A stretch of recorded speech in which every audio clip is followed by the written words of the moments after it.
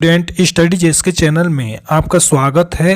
और इस वीडियो के माध्यम से एक महत्वपूर्ण टॉपिक जैसा कि आप लोग देख रहे हैं प्रोटीन के विषय में हम लोग समझने वाले हैं, जिससे हर एक परीक्षाओं में कोई भी परीक्षा हो इससे प्रश्न पूछे जाते हैं। ये बहुत ही महत्वपूर्ण टॉपिक है, तो आप लोग चैनल को सब्सक्राइब कर लीजिए, लाइक कर दीजिए और शेयर कर दीजिए। चलिए अब शुरू करते हैं। तो यहाँ पर आप लोग देख रहे हैं जैसा कि प्रोटीन की एक संरचना बनाई गई है। प्रोटीन का स्ट्रक्चर यहाँ पर बना हुआ है। इस स्ट्रक्चर में प्रोटीन से संबंधित जो भी महत्वपूर्ण बेसिक जानकारियाँ हैं वो सभी यहाँ पर दिखाई गई हैं, जो कि परीक्षाओं में पूछी जाती हैं। जैसे कि यहाँ पर पहला पॉइंट है कि प्रोटीन के खोजकर्ता कौन है, खोज किसने की थी, या प्रोटीन नाम किसने रखा था। तो मुल्डर ने प्रोटीन नाम रखा था 1839 ईस्वी में। इसके बाद नेक्स्ट जो पॉइंट है कि प्रोटीन उच्च अणु भार के नाइट्रोजन युक्त जटिल कार्बनिक यौगिक होते हैं।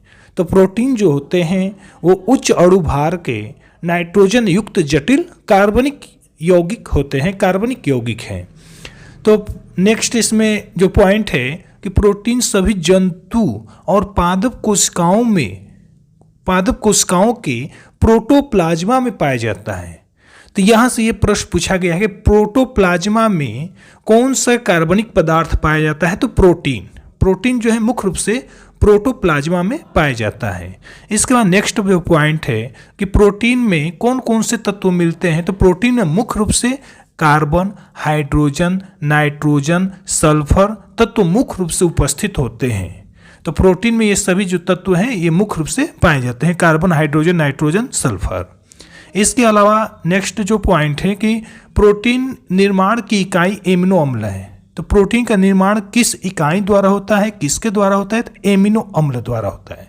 तो प्रोटीन के निर्माण की इकाई एमिनो अम्ल है। और यहीं पे एक और जानकारी आपको दे रहे हैं कि प्रोटीन जो होता है 2 या 2 से अधिक एमिनो अम्ल के मिलने से बनता है। तो 2 या 2 से अधिक एमिनो अम्ल जब आपस में जुड़ते हैं या मिलते हैं तो प्रोटीन की संरचना बनती है, प्रोटीन का निर्माण होता है। इसके अलावा नेक्स्ट जो आखिरी जो पॉइंट है कि शरीर में ऊतकों का निर्माण कौन करेगा, तो प्रोटीन करेगा। तो शरीर में ऊतकों का निर्माण प्रोटीन द्वारा किया जाता है। तो इस तरह प्रोटीन से संबंधित जो भी बेसिक जानकारियाँ थी, जो भी महत्वपूर्ण पॉइंट थे, सब हम लोग यहाँ पर समझ चुके हैं इस स्ट्रक्चर में। अब जो नेक्स्ट डायग्राम है वो एमिनो अम्ल से संबंधित है। एमिनो अम्ल जो कि प्रोटीन के निर्माण की इकाई होता है, एमिनो अम्ल जो कि प्रोटीन के निर्माण की इकाई है। तो यहाँ पर देखिए एमिनो अम्ल का निर्माण कैसे होता है। पहले तो ये पूछा जाएगा कि एमिनो अम्ल बनता कैसे है। तो एमिनो अम्ल बनाने के लिए क्षारीय एमिनो समूह हमको चाहिए। तो क्षारीय एमिनो समूह NH2 और अम्लीय कार्बोक्सिलिक समूह COOH, जब ये आपस में मिलते हैं तो एमिनो अम्ल का निर्माण होता है। तो क्षारीय एमिनो समूह और अम्लीय कार्बोक्सिलिक समूह जब ये आपस में मिलेंगे तो एमिनो अम्ल बनेगा। और एमिनो अम्ल उभयधर्मी होता है, जैसा कि यहाँ पर आप लोग देख रहे हैं। उभयधर्मी कहने का मतलब है कि एमिनो अम्ल में क्षारीय और अम्लीय दोनों गुण पाए जाते हैं, इसलिए एमिनो अम्ल जो होता है वो उभयधर्मी होता है। एमिनो अम्ल की यहाँ पर संरचना दिखाई गई है, यहाँ पर आप लोग देख रहे हैं। यहाँ पे एमिनो समूह NH2 N से 2H सिंगल बॉन्ड द्वारा जुड़े हुए हैं। तो यहाँ पर ये एमिनो समूह जुड़ा हुआ है। अब बीच में ये जो C है कार्बन, यहाँ पर रेड से कार्बन जो दिखाया गया है ये केंद्रीय कार्बन है। ये केंद्रीय कार्बन से एक हाइड्रोजन जुड़ा हुआ है और एक जो है R श्रृंखला जुड़ी हुई है।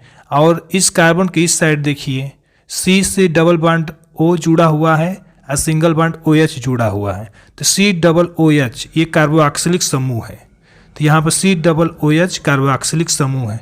तो यहाँ पर मुख्य जो केंद्रीय कार्बन है उससे एमीन समूह और कार्बोक्सिलिक समूह जुड़कर एमिनो अम्ल की ये संरचना बनाते हैं। तो ये एमिनो अम्ल की संरचना हो गई। इसके नीचे ठीक देखिए एक और संरचना है। यहाँ पर आपको पेप्टाइड बंध, इस संरचना में पेप्टाइड बंध के विषय में बताया गया है। यहाँ पर 2 एमिनो अम्ल हैं। 2 एमिनो अम्ल जिस बंध से जुड़ते हैं उसे हम कहते हैं पेप्टाइड बंध।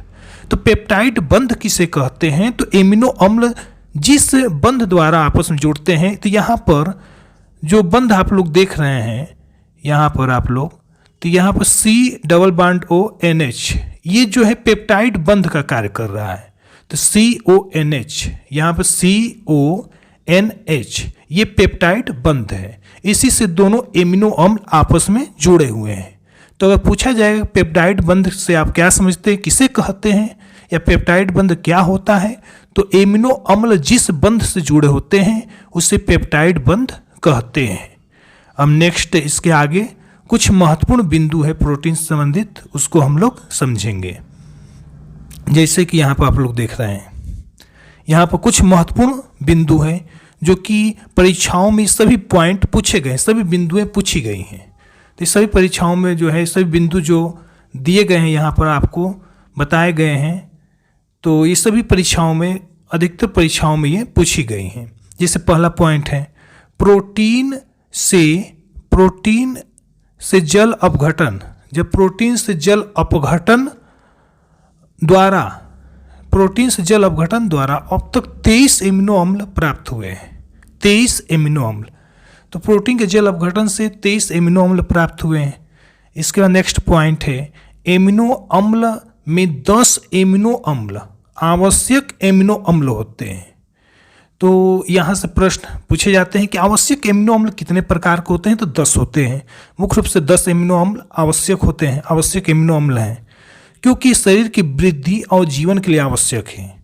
तो शरीर की वृद्धि और जीवन के लिए ये 10 आवश्यक एमिनो अम्ल हैं जो शरीर की वृद्धि और जीवन के लिए आवश्यक है, और इनकी कमी हो जाएगी मानव शरीर में तो मानव की मृत्यु भी हो सकती है। नेक्स्ट जो पॉइंट है लगभग 20 एमिनो अम्ल सभी प्रोटीन में पाए जाते हैं। तो लगभग जो 20 एमिनो अम्ल होते हैं वो सभी प्रोटीनों में पाए जाते हैं। जो भी प्रोटीन है उसमें लगभग 20 एमिनो अम्ल पाए जाते हैं।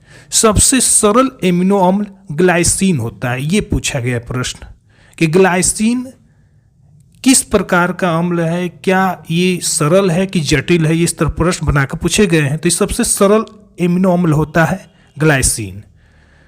इसके अलावा नेक्स्ट जो पॉइंट है कि जंतु प्रोटीनों में प्रायः सभी आवश्यक एमिनो अम्ल पाए जाते हैं। तो जो जंतु प्रोटीन होते हैं उनमें सभी आवश्यक एमिनो अम्ल पाए जाते हैं, इसलिए इन्हें प्रथम श्रेणी के प्रोटीन कहते हैं। जैसे दूध, पनीर, दही, मांस, ये सभी जो हैं ये जंतु प्रोटीन है, जंतुओं से प्राप्त होते हैं। जैसे दूध है तो दूध गाय से प्राप्त होगा, और दूध से पनीर बनता है, तो ये सभी जो है जंतुओं से ही प्राप्त होते हैं। तो इसलिए इनको प्रथम श्रेणी के प्रोटीन कहते हैं। इसके अलावा नेक्स्ट पॉइंट है कि वनस्पति प्रोटीन प्राय सभी आवश्यक एमिनो अम्ल उपस्थित नहीं होते हैं। तो जो वनस्पति प्रोटीन होते हैं उनमें आवश्यक एमिनो अम्ल नहीं पाए जाते हैं और द्वितीय श्रेणी के प्रोटीन कहलाते हैं। इसलिए वनस्पति प्रोटीन को हम द्वितीय श्रेणी के प्रोटीन कहते हैं। जैसे दाल है, अनाज है, मटर है, सोयाबीन है, ये सभी जो है पेड़ पौधों से, वनस्पतियों से पाए जाते हैं। तो ये सभी द्वितीय श्रेणी के प्रोटीन कहलाते हैं। नेक्स्ट जो पॉइंट है, तो कई बार परीक्षाओं में पूछा गया है कि प्रोटीन की सर्वाधिक मात्रा किस में पाई जाती है, सोयाबीन में। तो सोयाबीन में प्रोटीन की सबसे अधिक मात्रा पाई जाती है। इसके अलावा नेक्स्ट जो पॉइंट है, सोयाबीन से प्राप्त दूध गाय के दूध के समान होता है। तो गाय का जिस प्रकार दूध होता है बिल्कुल उसी तरह सोयाबीन से भी जो दूध प्राप्त होता है वो बिल्कुल गाय के दूध के समान होता है। अब इसके अलावा कुछ महत्वपूर्ण प्रोटीन हैं और उनके स्रोत हैं।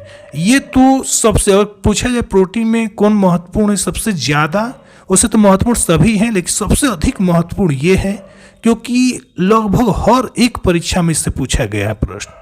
ऐसे प्रोटीन यहाँ पर स्रोत दिखाए गए हैं। ग्लूटेन प्रोटीन किस में पाया जाता है, तो ग्लूटेन प्रोटीन जो है वो गेहूं में पाया जाता है। तो गेहूं में कौन सा प्रोटीन मिलेगा, तो ग्लूटेन। इसके अलावा जो है कैसीन, कैसीन किस में पाया जाएगा, तो दूध का सफ़ेद रंग। तो दूध का जो गाय का दूध का सफ़ेद रंग होता है वो किस प्रोटीन के कारण होता है, तो कैसीन के कारण होता है।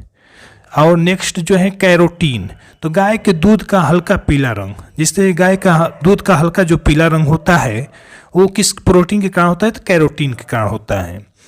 इसके अलावा अंडे में कौन से प्रोटीन मिलेगा, तो एल्ब्यूमिन मिलता है। इसके अलावा एक और है, गेहूं में एक और प्रोटीन मिलेगा, प्रोलामीन। प्रोलामीन गेहूं में ये मिलता है, ये भी प्रोटीन। एक तो ग्लूटेन मिलेगा ही, इसके अलावा गेहूं में प्रोलामीन भी मिलता है। हिस्टोन प्रोटीन किस में मिलेगा? तो हीमोग्लोबिन, तो हीमोग्लोबिन में हिस्टोन प्रोटीन मिलता है। ग्लाइकोप्रोटीन, तो अंडे का जो ऊपरी सफ़ेद भाग होता है उसमें ग्लाइकोप्रोटीन प्राप्त होता है। तो अंडे के जो सफ़ेद ऊपर का जो सफ़ेद भाग होता है उसमें ग्लाइकोप्रोटीन प्राप्त होता है। केराटिन प्रोटीन कहाँ मिलेगा? तो त्वचा, नाखून, बाल, सींग। तो त्वचा, नाखून, बाल, सींग में केराटिन प्रोटीन मिलता है। इस प्रकार प्रोटीन संबंधित सभी महत्वपूर्ण पॉइंट हम लोग डिस्कस कर चुके हैं। तो नेक्स्ट वीडियो में अब हम लोग मिलेंगे कुछ और महत्वपूर्ण पॉइंट, महत्वपूर्ण टॉपिक के साथ। ठीक है।